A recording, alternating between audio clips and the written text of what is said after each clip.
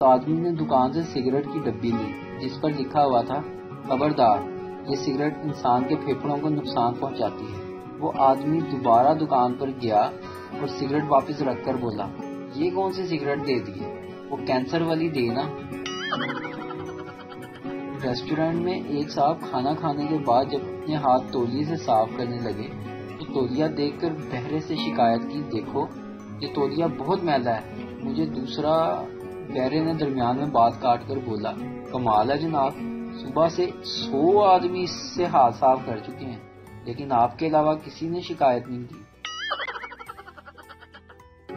شوہر کے دوست سہاگ رات میں پہلے ہی سمجھاتے ہوئے اگر پہلے دن بلی مار دو گے تو ساری زندگی بیوی دبی رہے گی، ڈر کر رہے گی۔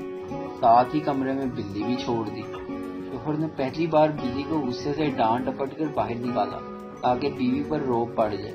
دوستوں نے پھر واپس بھیج دی روشن دان سے۔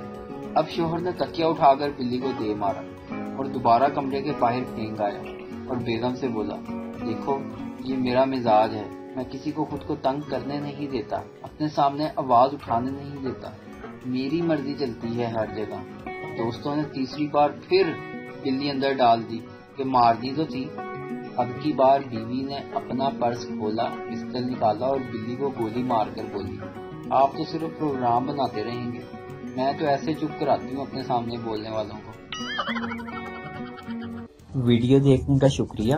لائک کیجیے ہمارا پیج NTV اردو اور ویڈیو پسند آئے اسے ضرور شیئر کیجیے۔